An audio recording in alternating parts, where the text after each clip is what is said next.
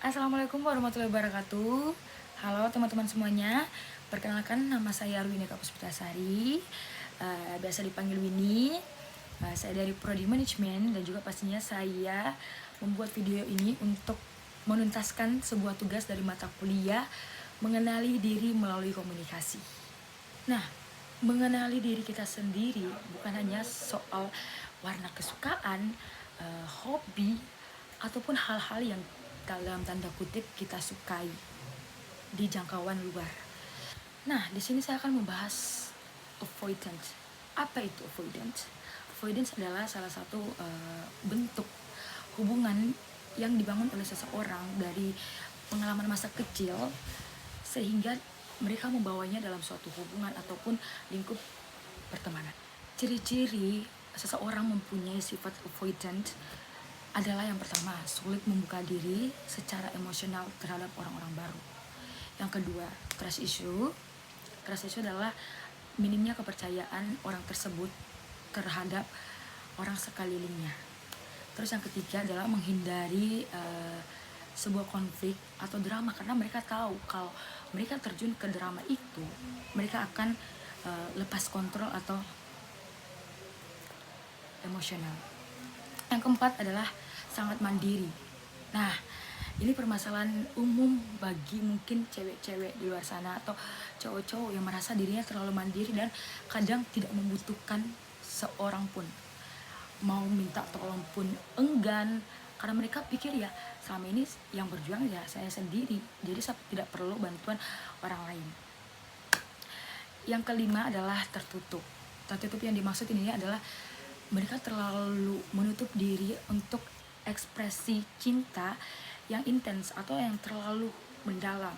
Nah, yang keenam adalah mudah merasa depresi atau merasa terkekang atas hidupnya yang mungkin orang-orang terlalu berespektasi sama dia, terlalu lengket atau sudah memasuki hubungan yang lebih serius. Nah, di sini saya akan memberi salah satu contoh sifat avoidance yang dimiliki oleh seorang cowok ataupun cewek yang konteksnya dalam suatu hubungan percintaan.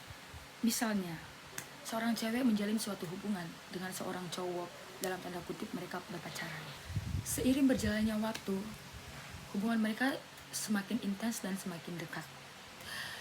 Tapi makin lama pihak dari cewek itu merasa kayak dia sudah terlalu show off dalam hubungan ini dan sudah menggunakan 100% hatinya untuk mencintai si cowoknya ini, meskipun memang dari pihak cowoknya juga menggunakan hati yang sama dan mereka memberikan kenyamanan satu sama lain dan juga serta tulus. Nah, ini terjadi karena si pihak cewek membangun tembok secara tinggi untuk tidak terjadi lagi kesakitan yang lebih parah dari sebelumnya. Atau bisa jadi mungkin si ceweknya ini di masa lalu memiliki trauma mendalam seperti kurangnya kehangatan atau respon yang positif dari pihak keluarga, teman, ataupun lingkungan sekitar. Terlalu diremehkan ataupun harga dirinya dulu sering diinjak-injak.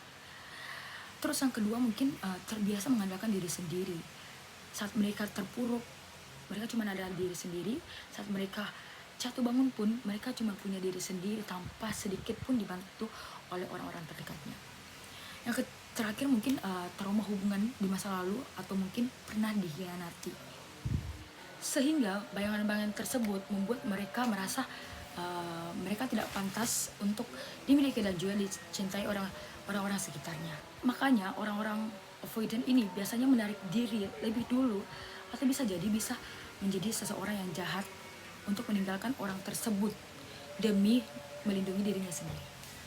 Nah, pasti dong teman-teman terbesit di pikirannya bagaimana sih cara menghadapi orang-orang yang memiliki sifat avoidant ini. Yang pertama, beri mereka ruang. Jangan terlalu mengejar-ngejar dan juga jangan terlalu memberi tekanan lebih untuk seorang avoidant ini bisa berubah dengan cepat. Karena sejatinya mereka itu membutuhkan waktu untuk beradaptasi terhadap emosionalnya mereka. Ketika seorang avoidant marah atau tidak stabil terhadap emosinya, jangan pernah sesekali memberi sikap dingin.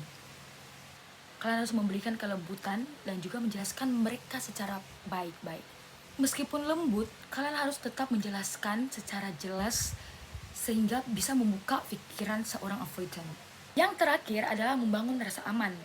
Seseorang yang memiliki sifat avoidant akan merasa luluh terhadap orang-orang yang bisa melindungi dia, membuat mereka merasa aman, mendominasi terhadap hidupnya, sehingga mereka bisa meluapkan sedikit demi sedikit beban yang mereka pikul selama ini. Nah, terakhir mungkin saya akan memberikan sedikit statement buat teman-teman semuanya yang mungkin memiliki seorang pacar, teman, atau sahabat yang memiliki sifat avoidant ini. Yang pertama, kalian harus sabar melebihi apapun. Tapi bukan berarti kalian harus mengorbankan diri yang berlebih juga. Karena kalian juga berhak didengarkan. Karena sejatinya seseorang yang memiliki sifat avoidant ini akan sadar dengan sendirinya ketika dia sudah mulai menyakiti hati seseorang yang udah sabar sama dia. Yang kedua, bangun komunikasi dalam dua arah secara dewasa, namun tetap perlahan dengan juga lembut. Yang terakhir mungkin adalah tawarkan effort atau kehadiran secara langsung.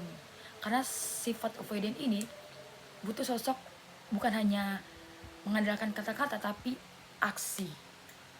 Tapi dalam konteks bukan paksaan ya, bukan yang mengharuskan mereka harus datang saat itu juga menemani si avoidant ini, tapi inisiatif yang mereka butuhkan selama ini. Itu aja mungkin sedikit saya membahas tentang avoidant ini. Jadi buat teman-teman yang mungkin memiliki sifat ini, mungkin sarannya lebih baik ke psikolog, terus atau bisa juga mulai perlahan harus dilawan, harus sembuh sedikit demi sedikit agar tidak menyakiti banyak hati atau orang lain. Terima kasih. Wassalamualaikum warahmatullahi wabarakatuh. Bye bye.